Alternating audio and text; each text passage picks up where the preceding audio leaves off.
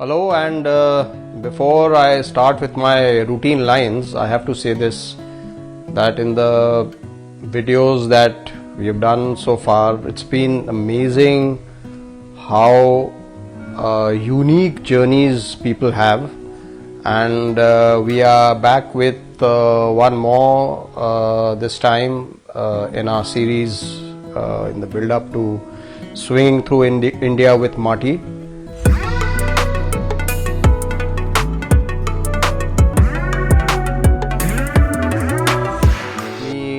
Today is Neetu Bansal. Ma'am, thank you for taking time out, and she's covered quite some ground from the badminton courts of a school in Patna to the Aravali golf course in Faridabad.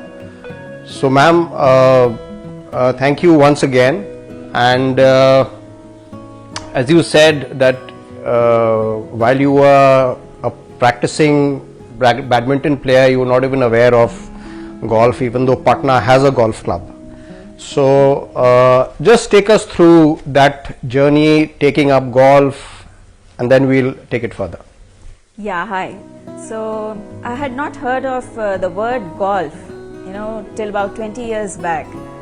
I used to play badminton after, sending my sons to school with a friend of mine, and she mentioned that there is this sport we can play till late in life also, and it's outdoor sport, nothing like it. So that is when I heard golf, and she took me to the golf course, and we just had a few sessions on the practice range, but that was it.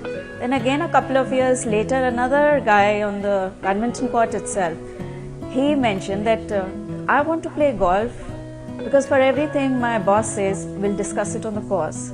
And he used to take me to golf course every day. We used to practice, and then I figured out that I'm good at it because I've always been into sports from my school days, and that is how I started playing. I thought I'll become a pro because I was very good at it. So, but it didn't happen. But yeah, I'm amateur now, and 12 handicap, and doing good in golf. Yes, enjoying. But when you started out, you obviously need some professional help to kind of understand the nuances of the sport. From then till now, it's about gender stereotypes, because women taking to sport, say after marriage, or there are different perceptions. Did you face that kind of I won't call it a problem, but that mindset, say when you went to a coach or different coaches, that lady at this stage of her life trying to learn golf, this was probably, as you said, 2007, 2008 when you took up golf. Yes. So yeah, I did have my challenges way back in 2007 when I started learning. I thought if the coaches can produce good male pros, why not girl pros also? But I was ready to put in that many hours of hard work on the course. But unfortunately, maybe I did not approach the right coaches or what, but I did not get to a particular level where I could turn pro. So, but creating a balance between home and golf course was also a challenge, because my kids were still in mid-school. No, but I guess that is a challenge every a lady faces, that you're often told that home first and your passion or interests later. But the fact that you managed to balance, strike a balance, and you're still playing, that in itself is commendable. But any regrets about not being able to tick that box of turning pro? Yeah, I think had I known earlier, maybe things would have been different. But after marriage, I think in our kind of home environment, still would not have been possible. But when I started, then I could have, when I was nearly 35 years old when I started learning golf.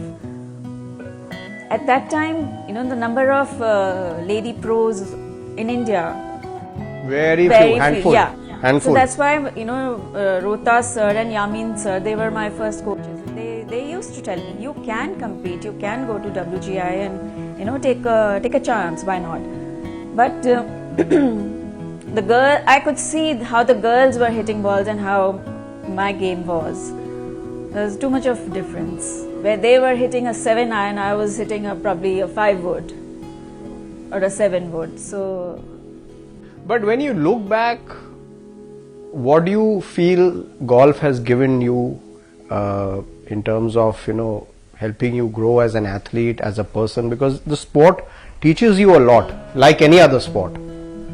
What do you think are the takeaways from the golf course? oh, many. I'm so thankful to people who introduced me to golf and took me to this wonderful journey of golf. I met such wonderful people. It's such a nice atmosphere on the golf course. You're in, lush green all around, full of oxygen. Oxygen therapy these days is so much in. And it's nice to have a good round of golf and, just leave all your worries at home. And my sons are very supportive of me now.